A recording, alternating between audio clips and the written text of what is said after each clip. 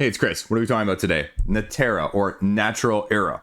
Because anthropomorphic creatures are going to be taking over the world post-apocalyptic in a worker placement, action selection, resource management style of things. Truth be told, right now at the beginning, right?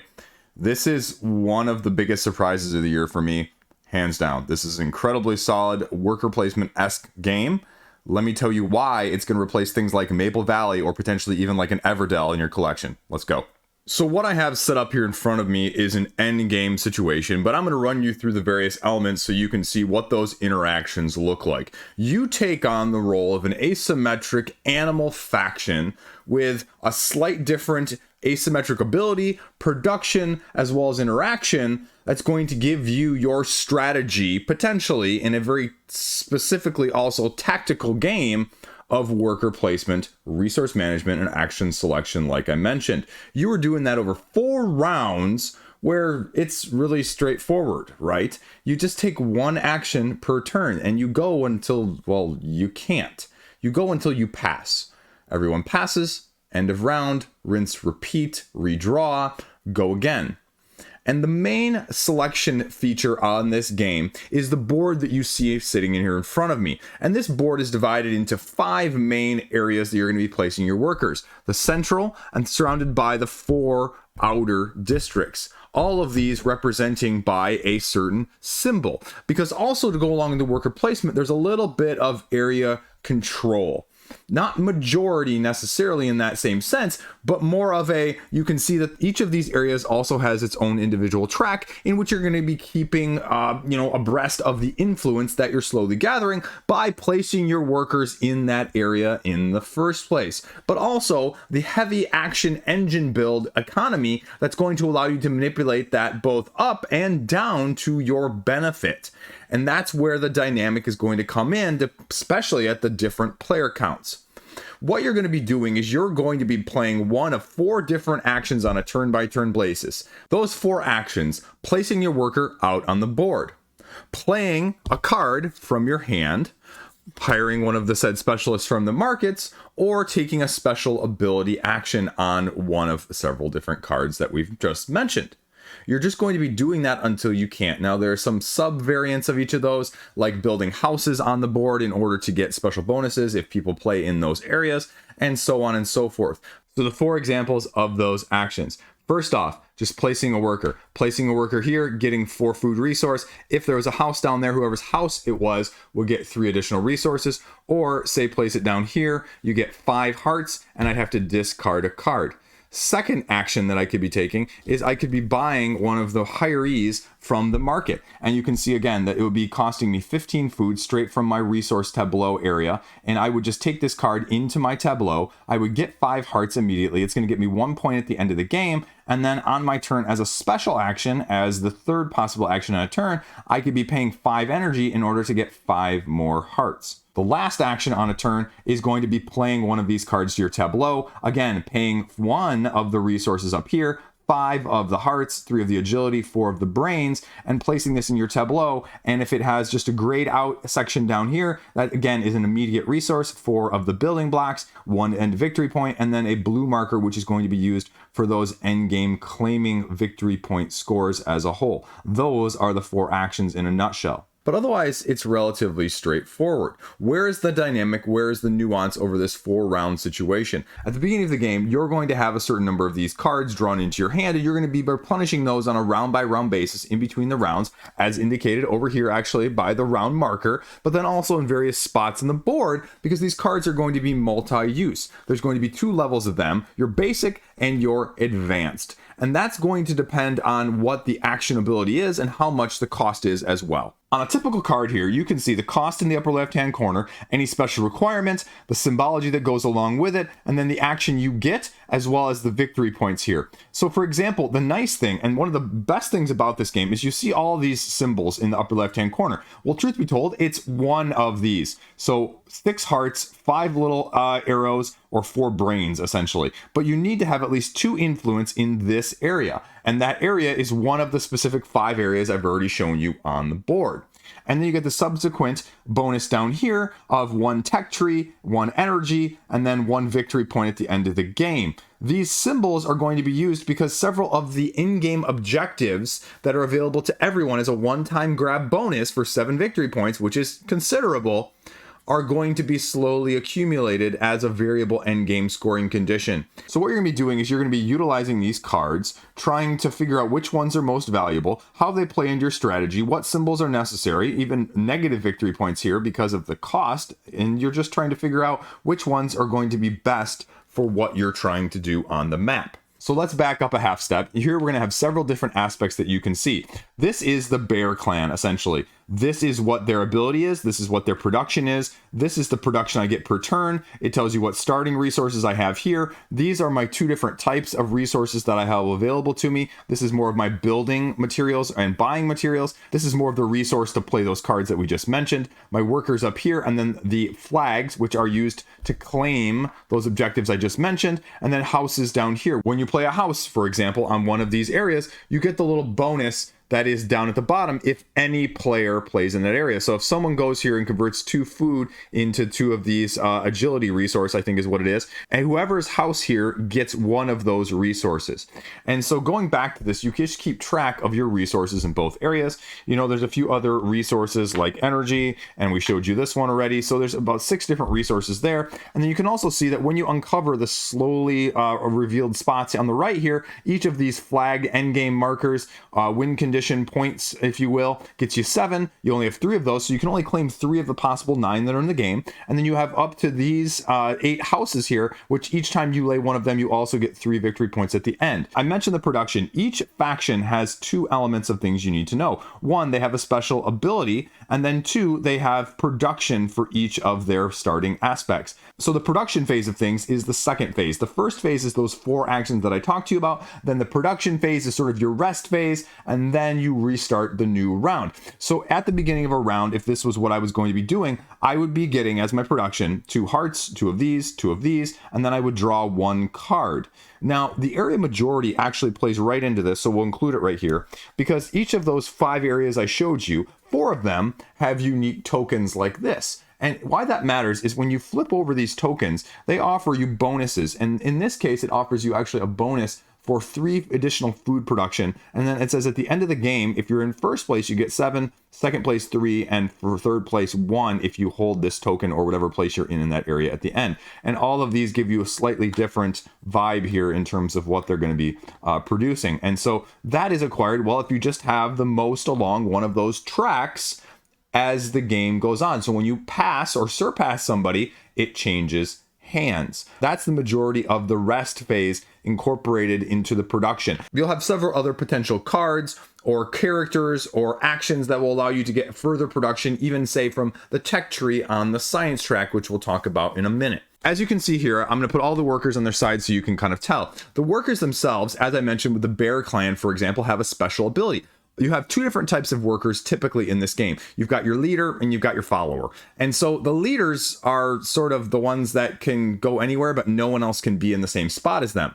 The followers, well, as long as they're not yours, you can double up on worker placement spots in this game. So if you have a leader there, you can't play another one there. No one else can either. But if you play one of your minions, anyone else can play on the same spot. So for example, you can see the difference right here between my leader and my minion. And so if my minion was here, someone else like the bear clan could play there as well. However, the bear clan special ability, if the bear clan was already there, I could not play this raccoon because their special ability is that they're all leaders. Bears are scary. No one goes in the same area as a bear. So bears have 3 workers and they're all going to be like that. The raccoons have a special ability. It allows them to manipulate the abilities or utilize the abilities for the market that's up here with these characters that you're going to be buying for food. And again, this is slightly different in how this is accomplished as well, because with these, essentially, again, you're buying them for the food in the upper left-hand corner. You get the victory points at the end of the game, but then when you have them in your tableau, you can pay 5 energy as your action to get 3 intelligence. And then on the right side here, that's the immediate bonus. So immediately when I buy this, I get 3 intelligence. Immediately when I buy this, I get to move up my area influence control into this sector by 1, and I get to move another one down by 1. And if I want to do that on my turn, I can pay 5 more energy to rinse and repeat that. And that becomes very important because that ties into the next main element of this game that separates it out from a lot of other worker placements. You'll notice that as we scan around the board, there are 5 worker placement spots per area. 1, 2, 3, 4, 5. Now in this particular area down here, you can see that the military actually has them all flipped over. Now if we go down here to the docks though, you can see that 3 of these are actually not flipped over. And those are only flipped over if the influence along this track reaches certain points. So the tier 2s, which are 2 of these, only get flipped over when somebody hits at least 3 influence in that area, and then they're flipped up. But again, you have to actually have the influence to be able to place it in that area. It's not just like, oh, you open it up for me, I'm gonna go in there and sneak it. No, you can't. And then the tier 3, which obviously is super good, you have to have all the way down here in 6 influence, and then it gets face up. Once you reach it, it stays face up. And that's similarly to a few of those claims for victory points I mentioned with the flags. Once you reach it, you don't unreach it, you don't lose it essentially, because one of those is that you can see that in each of these areas that there is a little flag in each of the corners here just out of camera shot, and that's another place that you can place one of your flags for that 7 points. And so those are going to be ways in which you can do that too if you're getting influence all the way up that track. Then again, in the middle, it's sort of a free-for-all area. There's no bonuses, but it's just straight up a little bit more resources with the penalty of discarding a card. Moving these flag symbols out of the way for a second, we have the tracks over here that give you those objectives that I just mentioned. So hiring 5 of these workers, having a house in these 3 areas, having 7 of these symbols, 6 of these symbols, or 4 of these symbols in your tableau. And what I mean by that is when you start building these tableaus, the action cards from your hand, right? You can start to see that at the end of the game, this was what I ended up with. When you flip these over, you can start to see how when you splay them out, the symbology is going to start lining up, and you're going to start to have a bunch of those there at the bottom of the cards that you can kind of see, where I can start counting up. Okay, well, I've got one blue, I've got 1 green there, I've got 1 of the little arrows, and then I've got a second blue and a red, and then another green and another blue and another red, another blue and another blue. So you can start to see how that's going to add up on the tableau side of things to allow you to achieve another way of end scoring victory points. Then the last element of things is the tech tree, and the tech tree is noticed by the symbology that's on a few of those cards, and you get an asymmetric tech tree card here at the beginning where you start at the bottom, and as you place these, it allows you to get bonuses just in the ways you're used to. Now the interesting thing is the bottom of these cards are all the same because they all give you the ability to have increased production, either food or one of the 3 basic resources that I mentioned, and they're all sort of interconnected here with lines, if we move these out of the way, of how you have to go them in order. And so again, resources, take and move one of your workers to a different spot and get the action, and then copy 2 different ones, and then all of these up at the top here are just additional bonus victory points. And the other side is a little bit asymmetric in that way, and everybody gets one of these random at the beginning that they can choose one of the sides from as well. There's a few other end game scoring objectives here that you can kind of see in terms of who needs what and different houses in different areas, and also all the ones on the board are actually double-sided in addition, so a lot of variability that can go into it right from the get-go. And like I said, you're doing this only over 4 rounds, which when you only have 3 workers, it sounds a little bit weird, like it's going to be a really, really fast round. But once you get past like round 1, you actually end up having a lot of resource availability, you end up having a lot of card play that you can do, and sometimes gaining and losing them as well is going to be part of the strategy. So that's the game in a nutshell. Take 1 action, take one of the 4 possibles on a turn-by-turn basis. Once you can't, rest, get production, rinse and repeat. So what do I think of it? Like I said at the beginning of this video, this has real potential for being in the Everdell Maple Valley style of things if you're looking for something like that. My big criticism of Maple Valley was there's just too many resources, and I was a little concerned about this when I've got, 6 different resources and all of this stuff going on the player board in the first place. And to be frank with you, it felt perfect. It felt perfect in terms of the amount of resource management that didn't feel like any of these resources were just kind of out there. They weren't used. They weren't, going to be part of your strategy depending on which faction you have and how you can utilize those abilities, right? And I guess that's probably a big pro and con is each of these factions actually are asymmetric.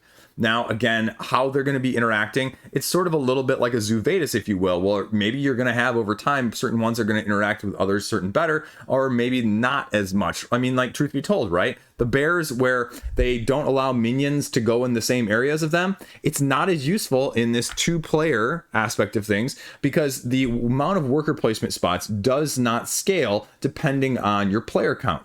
And so that's probably the biggest criticism there, especially at the lower player counts. That's not really going to be as useful as an ability as opposed to the raccoons, where they're accessing the market of hirees over here, and they can basically manipulate all of these abilities that are on the market cards, which actually came in super useful, because then they could use that resource without having to get the cards themselves, which again is one of those, you know, you're going to see how you feel about these factions in terms of what the tactics and what the strategies are once you get your hands on, and once you find what playstyle is suited to your needs.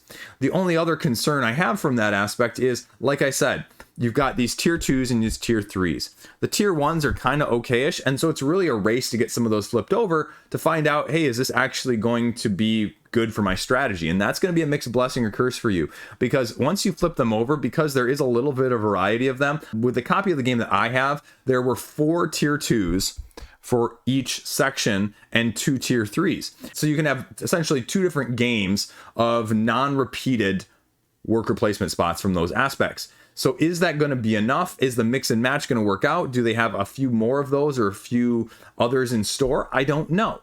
But you could easily end up with flipping after going to the area and trying to get the influence and not having the ability to use them as much as you were hoping, because you sort of chose that based on your starting ability and your starting resources and the cards in your hand. Because again, like I said, some of these cards in your hand are going to have requirements that you have to have a certain either card in a worker in that area. So I have to have a worker in this area in the first place to play this card, or it's just going to have a requirement of what my, you know, strength has to be in that area. And so you're going to have anything from like 2 to 6 potentially that I saw off the top of my head in each of those areas in order to actually play those cards. And if you chose the wrong area and then you get the cards that don't match because you're just drawing them off the top of the pile, well, that's not going to work out the best. But there's plenty of ways that you can actually utilize a discard in order to then also just get resources as a straight resource grab. But again, there's spots in the middle that all make you discard to get a slightly better resource allocation in the first place.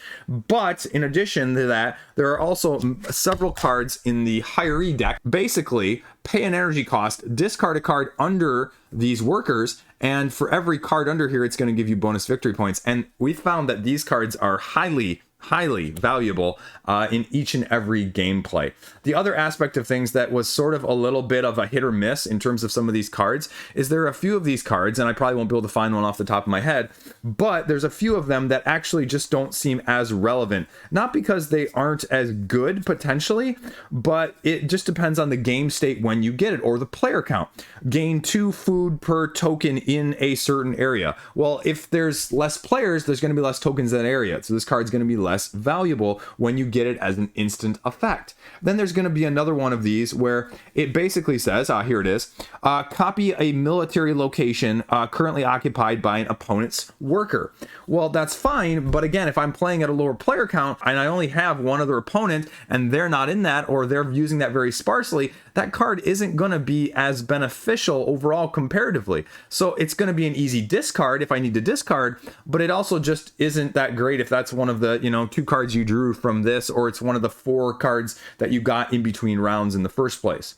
I like the tech tree. The tech tree is nice. I didn't realize how asymmetric that they were at the beginning, but they're also slightly symmetric at the top in terms of just, you get to the top, you get victory points straight up, there you go. And it's, again, very useful in terms of comboing and chaining some of these, getting resources to get more resources in order to get meaningful points as a whole. The other element of things I have to talk about is the flags, capturing these objectives mid-game and only having 3 of those. So there's only going to be a limited amount of them, but it doesn't change how many are total. 9, again, in the scaling of the game if you have 2 people, 3 people, or 4 people. So with 2 people, obviously only maximum 6 of the 9 are going to be carried over and 1.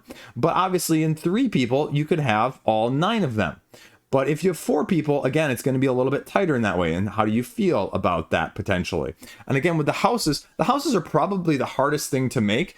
And again, from a balance standpoint, I felt that in our games, they were a little underutilized. Maybe because, again, I never professed to be a good gamer. I'm a horrible gamer. But comparatively, with some of the benefits that were offered, especially when we played this mainly at 2 players, they just weren't that helpful. I mean, you can kind of see blue has 4 houses down here on the map at the end of the game. Yellow has 0. Guess what? Yellow won by 4 points. So it's just because that, one, they put them at the most popular spots, but they just weren't utilized that much because, again, no scaling to the amount of worker placement spots depending on the number of players means that, again, yellow could easily avoid them if they need to, or they just, again, don't give quite enough boost for blue in that sense. But they do give victory points when you're putting them out, so it kind of does a little bit of a balancing that way. You could have a little bit of analysis paralysis at the higher player counts. I don't think it's anything tremendous or, a ton. And I wouldn't really worry about it from that aspect, especially with the 6 resources that you're going to be managing. And especially with the fact that, like I said, there's not a ton of worker blockage, except in like a few of these rarer occasions, or except with usually some of the other factions of only having 1 or even 0 of those leaders in the first place. So that's less of an issue of saying, okay, where can I go? Which again could be good because it gives you the options, but then it also creates a little more analysis paralysis because you can't just say, okay, what's left either. I guess I wouldn't mind a little bit of a hint, say on the back of these tier cards. So at least you have a little bit of clue, like where do I want to go? And there's already like a theme. So you can kind of see that all of these right here are utilizing food. It's something I wouldn't mind, but at the same time, if you know thematically that all of these are going to be food related, and a lot of these are going to be building or card related, and again, a lot of these are going to be more of the other resource mitigation, and these are going to be more of the area influence, it's less of a big deal. Just if you're playing it for the 2nd, 3rd, or 4th time of things. The tracks are fine. The tracks are very well spaced out. I didn't have any issue there. And again, 4 rounds actually seems like just the right amount, because I feel like if you had a 5th round, it would go really long and you'd have so much, just turn by turn by turn by turn, that 4 actually really does seem like the sweet spot, as much as I was really fearing it doesn't look like it, but you really get it from a smorgasbord way of doing it. And it just works. And I guess that's, where I'm going with a final thought situation here is I was really impressed by, except for maybe the slight house issue, all of these things seem very, very cohesive resource-wise. I didn't think anything was out of place. I think the tracks are nice because, again, essentially how the tracks work is once you place your workers in there, you move it up. You have plenty of ways to mitigate it. And that's also what I was concerned about was, okay, can I actually get my tracks up to a meaningful level in order to get the placement spots? But the tricky part is, again, you're not going to be able to do it in more than, say, like 2 areas. So you have to be very careful, and it's going to make you choose how you're going to do that, but allowing you to adapt on the fly as well. It's just a slightly different tableau building Everdell Maple Valley-esque combination, and truth be told, I kind of prefer it over both of those right now. I wouldn't mind 1 extra thing or, a couple extra cards. I think that they've done a great job incorporating the theme. I think it does a great job of what it's trying to do in the first place. And there's enough variability with the objectives and the actual, deck of cards here in terms of what's available to you that you're not going to have an issue with replayability or variability in either regard. Again, and 1 or 2 different tiers on each one is going to just give you more. And I'm sure that since this is a prototype, they probably have a little bit more of that planned as well. So all in all, very impressed. One of the biggest surprises of the year so far for me. So Natera, check it out. It's on crowdfunding. There you go. Stay classy. Have a great freaking day.